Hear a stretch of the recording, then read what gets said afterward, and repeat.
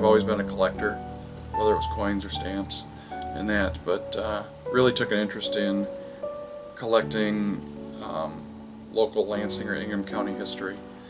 In 1986 I purchased actually a scrapbook of items from the opening of the Capital City Airport in 1928. It was the Lansing State Journal Reporter's scrapbook. So in it were all the photographs of the opening of the Capital City Airport, envelopes that were postmarked on the day that were sent out, newspaper clippings, you name it, it was in the album. But a dear friend of mine who was a pilot in the area, Marion Babe Wyant Ruth, they'd call her Babe, she lived just west of the airport on Airport Road, and as a kid growing up she would watch the planes come in and that. She wound up putting together the first refreshment stand ever at an airport to raise money so that she could learn to fly. Babe passed away in 2005. She had an extensive aviation collection, which I wound up acquiring from the family.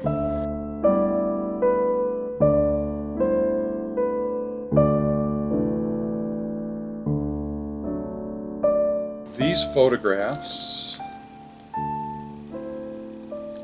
are of construction of what was known as the Explorer, and that was Ted Abrams' airplane so that he could take aerial photographs. He's considered the father of aerial photography. These photographs were actually taken by Abrams during the construction of the plane. There was only one built, so this is the only one. It is actually at the Smithsonian Institution in storage in pieces. Here it's parked out in front of the State of Michigan Department of Aeronautics hangar at the Capital City Airport. One of the other photographs I have here is an image of a floor, probably at Abrams, covered in basically 8 by 10 images, photographs that were taken of an area, showing the topography of an area, and they're laid on top of one another, forming that, and they would use magnifying glasses to look at the topography and that, and this is how they laid them out onto the floor. One of the other things that you don't see either is an actual catalog of their photographic equipment and that Abrams actually built locally in Lansing. It goes through and it shows all the equipment, magnifying glasses that were used, the contour finders, different cameras for mapping, camera exposure timing, sun compass that was utilized during the war quite a bit, and it was billed as standard equipment for geological exploration parties and auxiliary equipment for marine craft. The other thing with Ted Abrams being the father of aerial photography is he actually wrote a book that was a handbook, a school book, The Essentials of Aerial Surveying and Photo Interpretation. And he wrote this during the war in the 40s, and goes through all of the details and information that you would need to know to utilize the cameras and the images for your end result. Another item that's an actual piece of the cloth skin of the Explorer.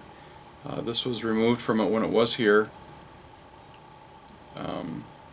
in Lansing, actually in the 1970s, and this is an actual piece of the wing material that was on it, because the body was actually galvanized sheet metal. Both Ted and his wife were both pilots, and following Lindbergh's successful flight from New York to Paris, there was a big push on for aviation in the States, and Ted and his wife would participate in air tours And this is an envelope that was actually flown on the Pathfinder plane that he piloted during the second Michigan Annual Air Tour. As part of that air tour, the others that participated in it with their planes and that produced a souvenir silver dollar for Ted, and this is out of his personal collection.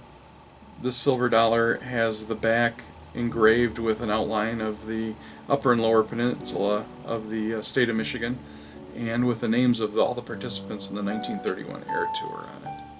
Probably my favorite piece out of Ted's stuff is the silver dollar, because it puts together coin collecting and Michigan history and aviation all on one piece.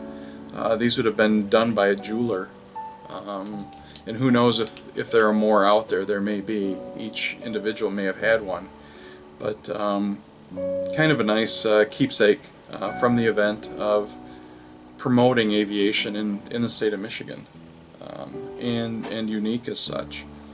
When you look at what the Wright brothers did in 1903 to fly, and what Ted's goal was to take photographs utilizing the plane, and looking at the time in which it happened.